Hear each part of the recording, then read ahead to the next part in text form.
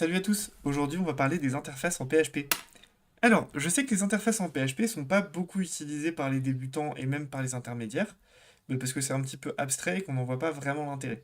Bon, mon objectif de la vidéo, ça va être de vous convaincre de les utiliser à l'avenir parce que ça permet de rendre votre code beaucoup plus lisible et maintenable. On va voir comment les utiliser en prenant cet exemple qui est affiché à l'écran et en le refactorisant petit à petit jusqu'à ce qu'il utilise des interfaces. Comme vous pouvez le voir, c'est une classe qui va traiter des paiements en fonction du type de paiement. On, on le voit ici, on a instancié la classe paiement et on a utilisé la méthode process avec le type de paiement credit card. Ce genre de code fonctionne, mais le problème c'est que c'est très difficilement maintenable. Parce que là, on n'a que trois moyens de paiement, mais on peut très facilement imaginer qu'on va en ajouter, par exemple, Samsung Pay, Google Pay, Klarna, SEPA, etc., etc. Et au final, on va se retrouver avec 15 if-else qui vont eux-mêmes contenir énormément de code, et on va avoir une méthode qui va faire 500 lignes. Ce sera complètement illisible et pas du tout maintenable en fait. Donc, ce qui pourrait être plus simple déjà, ce serait ici, au lieu d'avoir du code en dur, ce serait d'avoir une classe Credit Card Payment. On va la créer ici, on va faire classe Credit Card Payment. Payment. Euh, voilà, Credit Card Payment. Et cette classe aurait une fonction process. Et donc, voilà, au lieu d'appeler la classe, on imagine qu'elle fait quelque chose, hein, évidemment. Faire quelque chose, je le mets juste là. Au lieu de mettre du code en dur ici, on aurait donc le code qui viendrait de la méthode process de la classe credit card payment. Donc on ferait un $credit card payment égale new credit card payment et on ferait un credit card payment process. On va refaire exactement la même chose pour PayPal et pour Apple Pay. Donc on fera un class PayPal payment public function process. C'est le même code, hein. Et on va faire la même chose avec Apple Pay. Donc, Apple Pay, Payment, Public Function, Process. Voilà. On va instancier ces classes ici et juste en dessous. Donc ça va faire un PayPal Payment égale new PayPal Payment Process. Apple Pay Payment égale new Apple Pay Payment Process. Voilà. Donc là, notre code est un peu amélioré.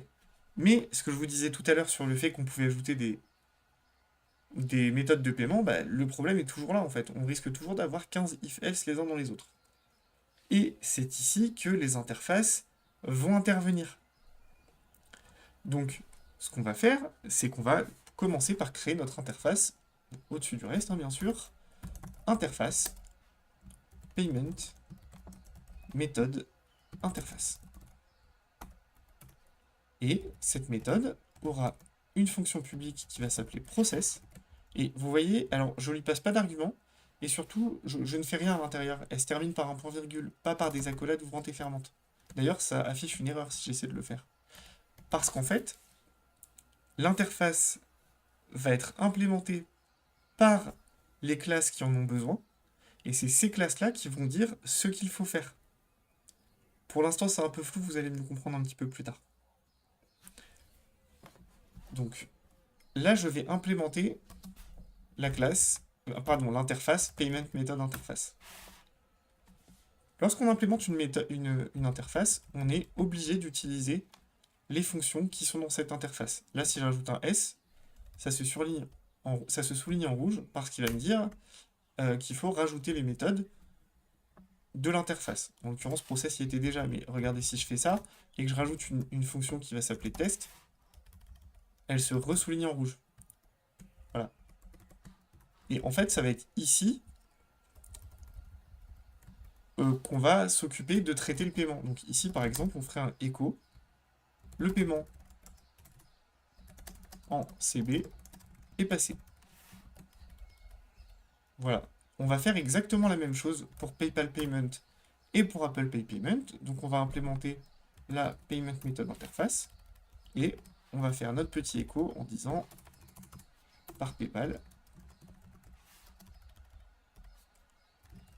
et par Apple Pay.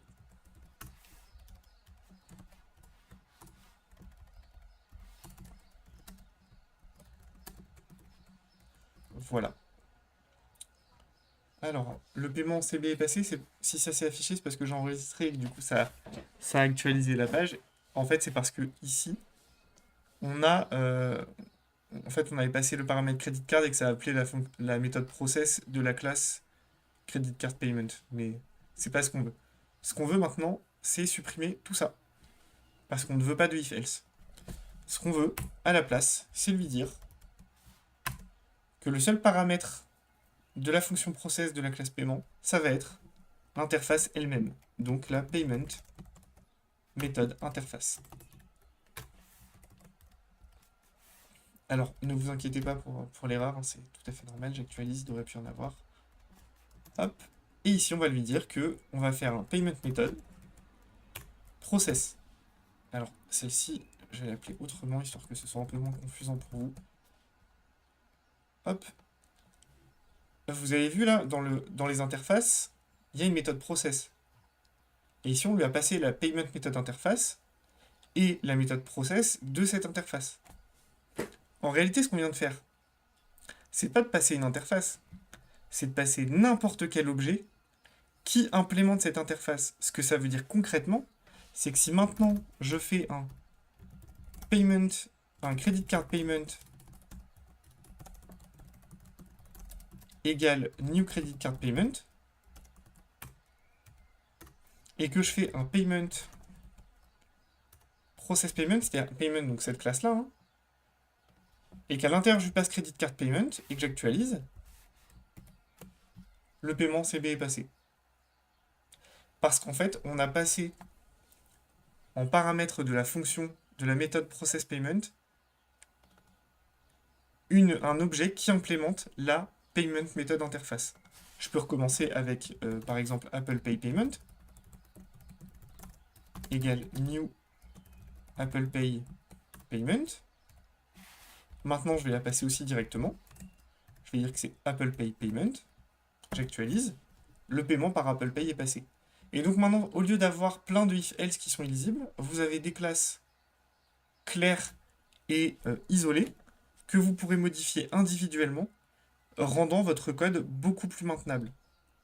C'est à ça que servent les interfaces en PHP, et c'est un réflexe qu'il faut prendre lorsque vous avez une situation dans laquelle vous pouvez avoir de multiples choix, d'utiliser des interfaces. Voilà, j'espère que ce cours vous a plu. N'hésitez pas à laisser des commentaires ou à poser des questions.